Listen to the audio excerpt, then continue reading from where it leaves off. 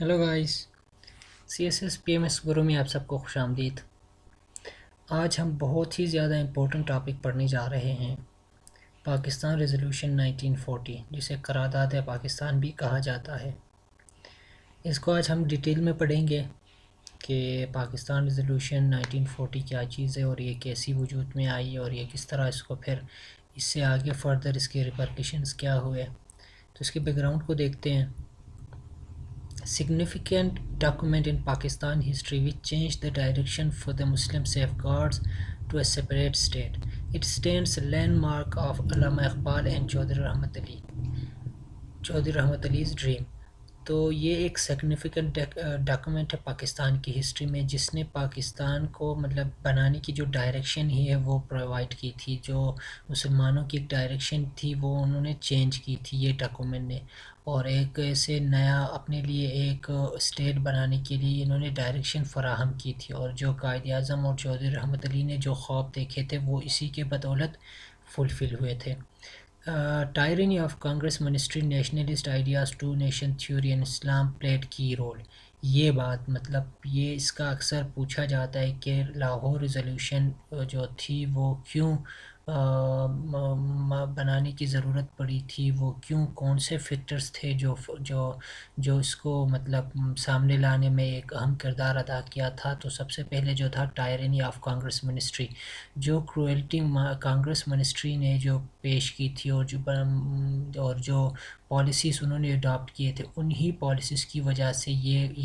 Lahore resolution جو تھا وہ ایک اس کی اسٹیبلشمنٹ ہوئی تھی۔ آپ اگر اس سے پہلے لیکچر کا جو ہم نے اس سے بات کی کہ کس طرح کون سے پالیسیز تھے، اگر آپ وہ دیکھنے کی کوشش کر لیں، اس سے پہلے لیکچر کو آپ ویو کر لیں تو آپ کو اس چیز کا اندازہ ہوگا تو کہ انہوں نے کس طرح کروئلٹی، انہوں نے کس طرح ایک مسلمانوں کی جو رائٹس تھے وہ انہوں نے وائلیٹ کیے تھے۔ تو یہ مین کاز تھی، یہ مین وجہ تھا جس کی وجہ سے لاہور ریزولوشن سامنے آیا تھا، اور جو نیشنلسٹ آئیڈیا تھی مسلمانوں کی جو الگ سے اپنے لیے ایک اسٹیٹ بنانے کی وہ آئیڈیا تھی، اور تیسری جو تھی وہ ٹو نیشن تھیوری کا جو تھا ایک ان کا الگ، جو ہم نے پچھلے لیکچر میں پڑھتے ہوئے آ رہے ہیں کہ ٹو نیشن تھیوری کا جو ایک مین ان کے بیچ جو مین ڈفرینس تھا، مین جو فرق تھی وہ ٹو نیشن تھیوری کی وجہ سے تھی، اور یہی ایک وجہ بنی تھی لاہور ریزولوشن کی۔ اور پھر لاسٹ میں جو اسلام جو پلیڈ ایک کی رول کہ مسلمان اپنے لیے ایک ایسا ملک چاہتے ہیں، ایک ایسا اسٹیٹ چاہتے ہیں جہاں اسلام کے ٹیچنگز کی ذریعے ہی وہ اپنی زندگی گزار سکیں۔ تو یہ 3-4 مین پوائنٹس تھی، اسی کی وجہ سے جو مین کاز تھی کہ لاہور ریزولوشن جو یہ قرارداد سامنے آئی تھی۔ Muslim League annual session Minto park یا جسے علامہ اقبال پارک بھی کہا جاتا ہے، اس میں ایک اینول سیشن ہوئی تھی مسلم لیگ کی، جو 22 مارچ سے سٹارٹ ہوئی تھی اور 24 مارچ کو وہ اینڈ ہوئی تھی۔ پریزائڈڈ بائی قائد اعظم نے اس میٹنگ کو پریزائڈ کیا تھا، وہ پریزیڈنٹ تھے، اور resolution فارورڈڈ by Maulvi Fazl Haq C M of Bengal and was seconded by Chaudhry Khaliquzzaman. پہلے چودھری فضل حق جو بنگال کا اس ٹائم کا سی ایم تھا، اس نے یہ قرارداد پیش کی تھی، اور اس کو پھر سیکنڈڈ جو کیا تھا وہ چودھری خلیق الزمان نے کیا تھا۔ اور resolution was moved on 23 March and approved on 24 March. Resolution جو تھی وہ 23 مارچ کو اپروو ہوئی تھی، اور پھر 23 مارچ کو وہ موو کی گئی تھی، اور 24 مارچ کو وہ اپروو کی گئی تھی۔ اور اس کے جو پارٹیشن تھی، اس میں جو پارٹیشن کی بات کی گئی تھی کہ پاکستان اور انڈیا کو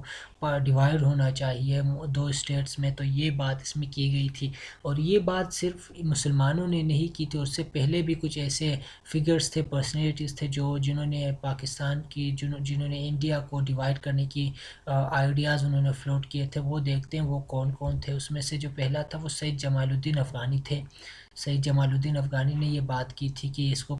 ہندوؤں اور مسلمانوں کے لیے الگ الگ اسٹیٹس ہونی چاہیے اور ان کو ڈیوائڈ کر دینے چاہیے۔ اس کے بعد مولانا عبدالحرام شرار نے بھی یہی بات کی تھی کہ ڈیوائڈ ہونی چاہیے۔ خیری برادرز جو تھے انہوں نے کہا تھا کہ یہ ایک عبدالستار خیری جو تھے، انہوں نے کہا تھا کہ یار یہ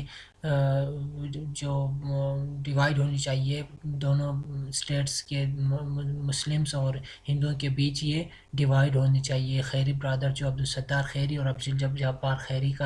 کو کمبائن کر کے خیری برادرز کا کہا جاتا ہے. اور پھر عبدالقادر بالگرامی نے بھی یہی آئیڈیا فلوٹ کیا تھا. اس کے بعد پھر لالا لاجپت رائے جو ہندو تھے، تو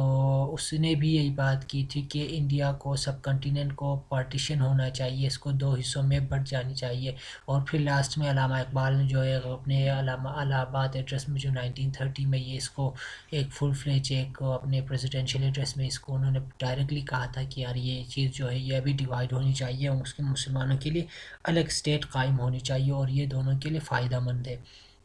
اس کے بعد ہم دیکھتے ہیں کہ اس میں کی پوائنٹس کیا تھے.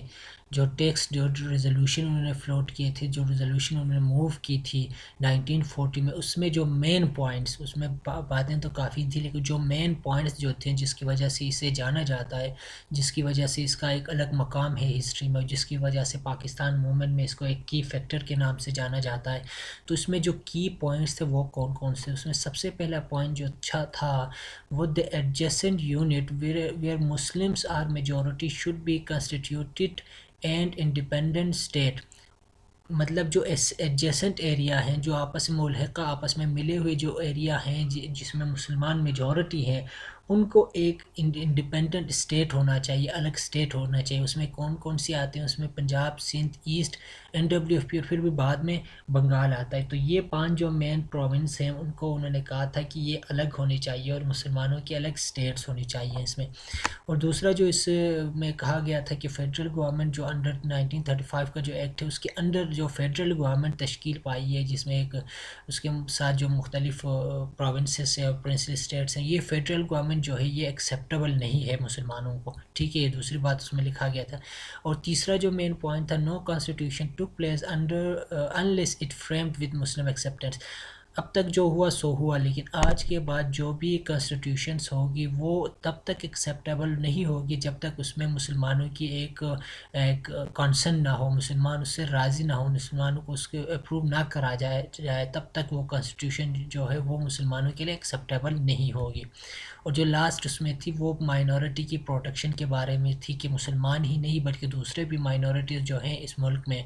ان سب کو ان کے حقوق دیے جائیں، ان سب کو پروٹیکٹ کیا جائے. تو یہ مین 4 جو تھیں وہ کی پوائنٹس تھی. یہ کی پوائنٹس سامنے رکھتے ہوئے اسپیشلی اس میں جو ایک انڈیپینڈنٹ اسٹیٹ کی جو بات کی گئی تھی، جو ایک الگ اسٹیٹ کی بات کی گئی تھی، یہ مین اس کا ایک ڈائریکشن تھا جو قائد اعظم علامہ اقبال نے 1930 کو بتایا تھا، اور وہ جا کے 1940 کو مسلمانوں کی اب آج اس سے آگے ایک ڈیمانڈ بن گئی کہ ہمیں ملک چاہیے. اس میں دیکھتے ہیں کہ سگنیفیکنٹ آف لاہور ریزولوشن. ایک تو پہلے ہم نے سلائڈ میں دیکھا کہ یہ اس کی کون سے جو کازز تھے جس کی وجہ سے لاہور ریزولوشن وہ پذیر ہوئی، تو وہ ہم نے ڈسکس کر لیا. اور اس میں دوسرا جو پوائنٹ، مین جو پوائنٹ ہے وہ اس کی سگنیفیکنس ہے. میں نے ہر لیکچر میں آپ کو بتایا ہے کہ جو بھی کویسچن آپ اٹیمپٹ کریں گے اس کو آپ 2 کانٹیکسٹ میں ضرور دیکھیں گے. ایک اس کا